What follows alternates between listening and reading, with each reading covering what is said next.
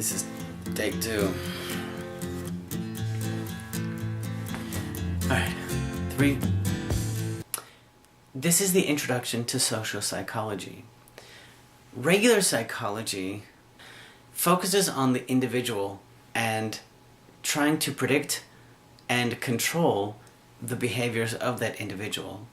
Social psychology has much more to do with how the environment, both social and cultural and other things like that, affect the individual and the kind of attributes that a person makes about what's going on around them.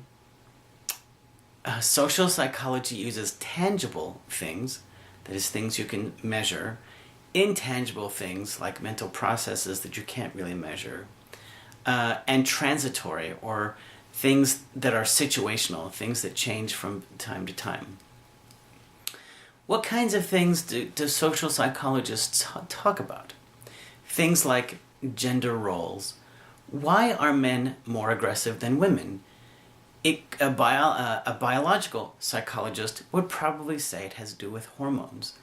A social psychologist might say it has to do with the person's culture or upbringing, their parenting, how people present themselves in public. How do I want you to see me? Now, this is not like pretend. I'm not trying to fake you out. I am trying to enact a role. That is, I might be different at work than I am at home. But that doesn't necessarily mean that I'm fake. It means that the kinds of priorities that I have at work are not the same that I have at home. There's something called social exchange theory, or what I would call economic interaction. It means a person will perform an action until it becomes quote-unquote too expensive. Let's say that a person is dating. They're dating someone who's very attractive, and that's very meaningful to that person. They want it to be with a person who's very attractive. So when a person is maybe bad to them or expects a lot out of them, then maybe they can say, you know what, I'm willing to quote-unquote pay this price because it's important for me to be with someone who's very attractive. But what about if that attractive person then becomes overly demanding? That's economic interaction. The self-perception theory, which we'll talk about more in class. Experiments. Social psychology does experiments in the laboratory as well as in the field.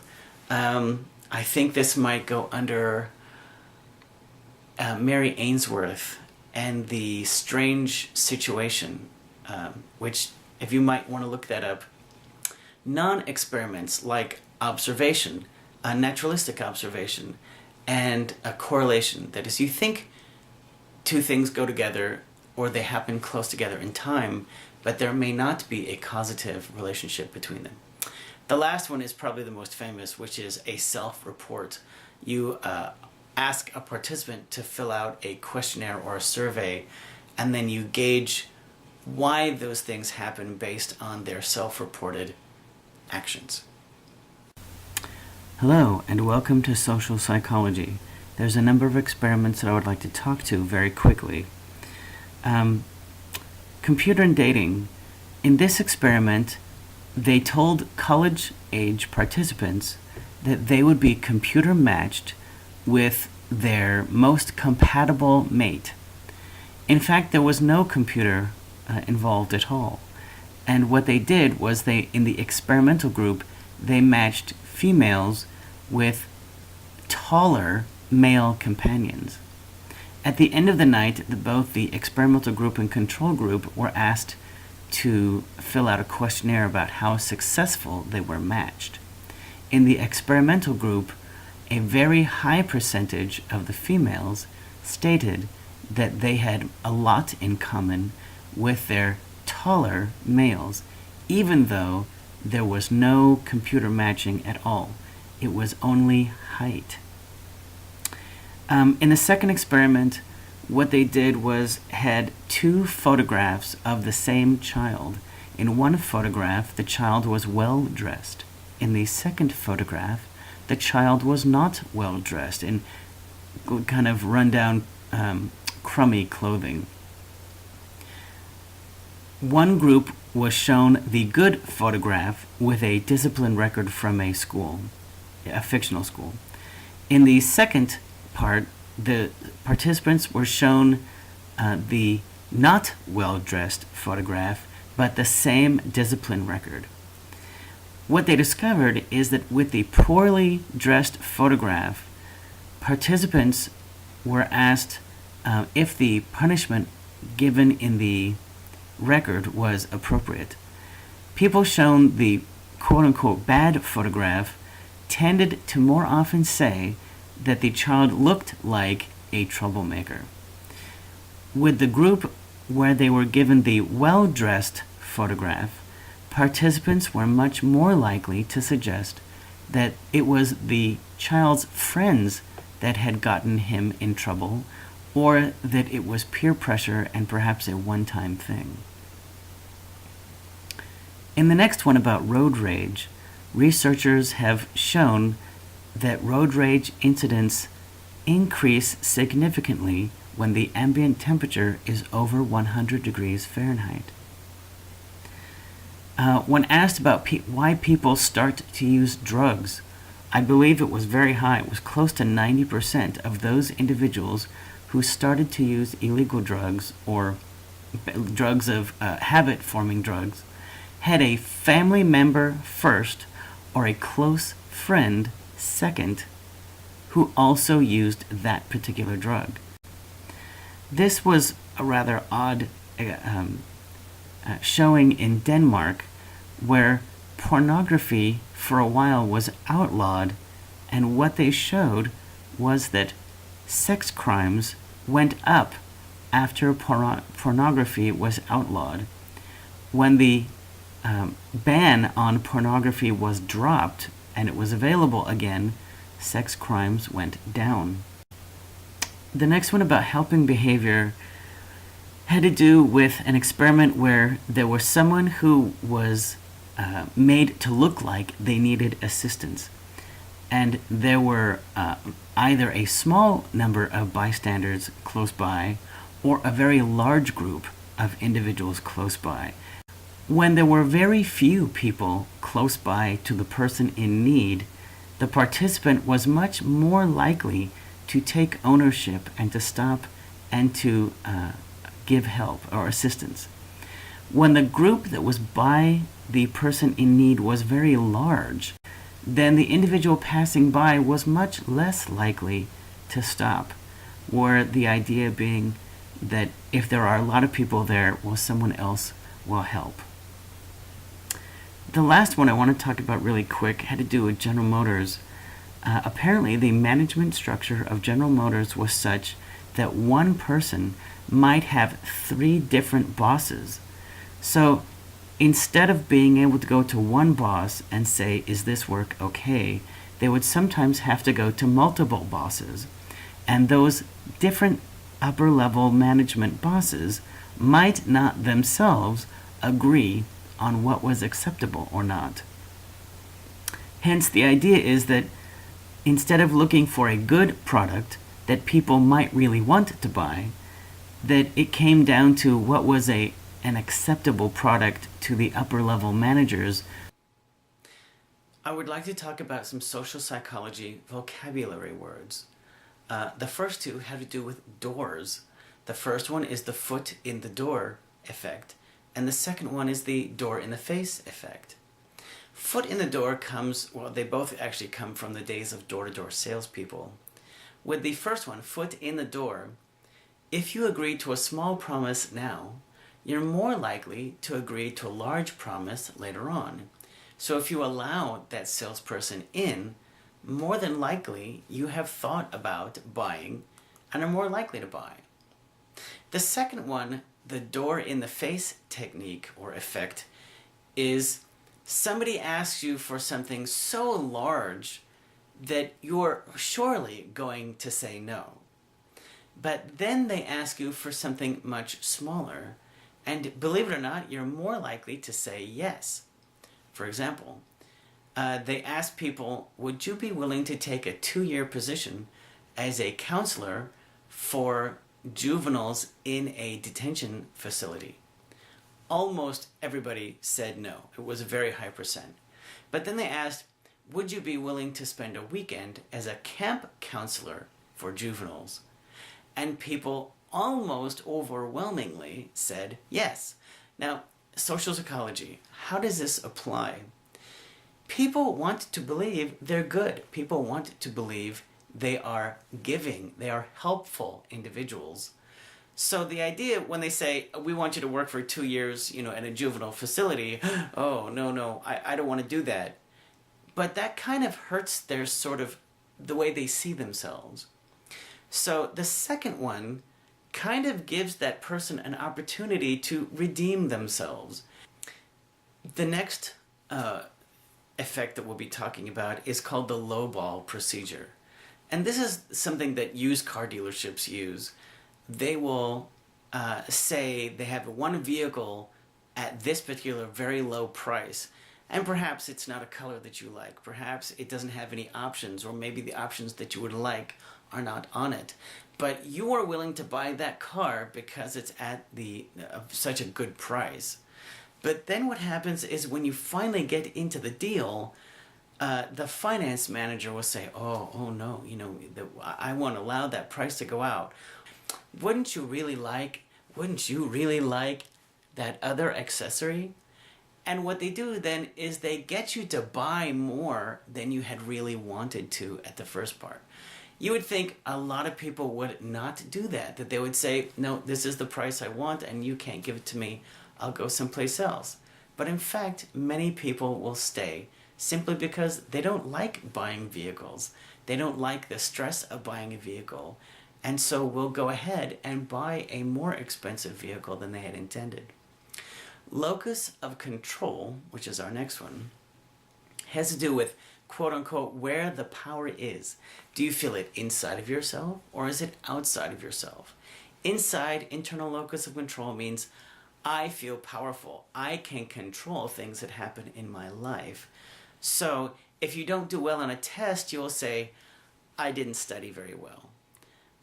Someone with internal locus of control says, I make things happen, not things happen to me, because that's the external locus control, where people say, I don't have any control over my life. It's all up to fate. Nothing that I can do will change the future. The last one I wanted to talk about is learned helplessness. This is where a person tries something and they don't do very well. Not that they totally fail, but they don't do very well. They try it again and they don't do very well. It's not that they totally fail, but for some reason they're just not doing very well. Eventually, when they come up to that scenario or that particular thing, they will just throw up their hands and say, I can't do it.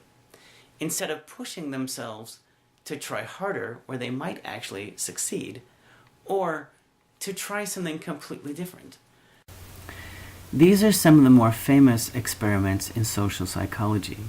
The first one, on conformity, had a group of people who were in on the experiment and one participant within that group who was not in on the experiment.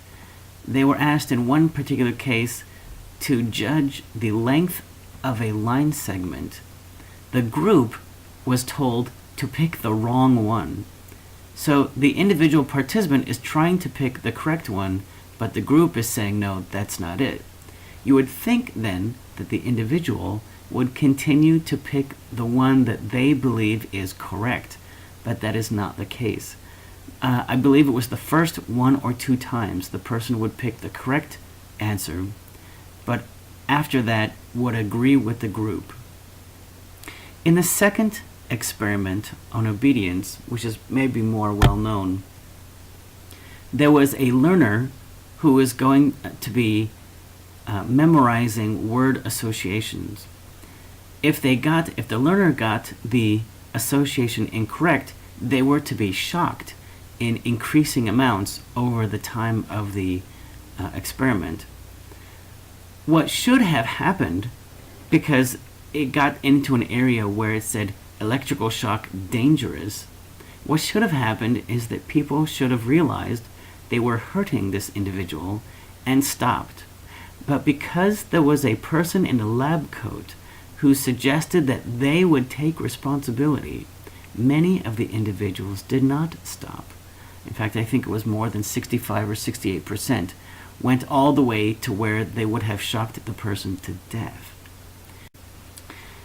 Urban overload, really quick, is why is it that people in large cities are sometimes not as helpful, even if they see something bad happening, as someone who might be in the country or a more rural area? And Milgram stated that he felt that urban areas were so flush with stimuli that people could just not cope with everything that they were seeing, hearing, feeling. And so in order to cut down on that amount of stimuli, they sometimes would block out bad things that were happening and ignore them. The last one, Bandura and the Bobo doll experiment. In this one, violent television programs were played for children with the idea of, if this violent programming makes children violent, then we'll be able to see. In another experiment, in a different room, what they had is violent TV, but they also had a doll in which, during a certain violent portion of the program, an adult would come in and then bash this doll in, so to speak, like beat up the doll, and then leave. It turns out that children were much more susceptible to violence when they saw the adult come in and abuse the doll first. Hello, this is a quick addendum. I was editing and realized that I forgot two experiments that I really wanted to talk about.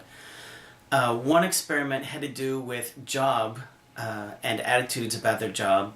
The other one had to do with college students. The one about the job that I wanted to talk about was that people's attitudes about their job were predicated upon the position that they held. That is, one person went from a line job in a manufacturing plant to working as a steward, that is, someone with a union. Their attitudes about union versus management changed when they became a union steward. The researcher came back like 8 or 12 months later. Some of those people who had moved into administrative jobs had lost those positions, either due to time or because they just weren't good at it. In fact, when they moved back to their old job, their attitude changed again about management and worker. The other one was about college students. First-year college students, much like first-year high school students, sometimes don't take their studies very seriously. Some of those college students were very concerned. These would be individuals who did not have a 3.0. They were below a 3.0. Those groups of freshman students in college who did not have a 3.0 were, some were shown a video of juniors and seniors in college talking about how their first year grades were not maybe so great either, but that they went on to be very high scoring individuals. What they found was that for those individuals who got the inspirational video, the inspirational talk, for males the intervention was very high. Those who saw the video had much better grades later on after that. What was interesting, however, was that the increase was not as strong for women. The odd thing about that is that women in both groups, the experimental group and the control group, both had their grades rise. Well, which that means out of the four groups, men who didn't see it, men who did, women who did see it, and women who didn't, that only the group of men who did not see the instructional video or the inspirational video did not do very well. Everybody else did well. So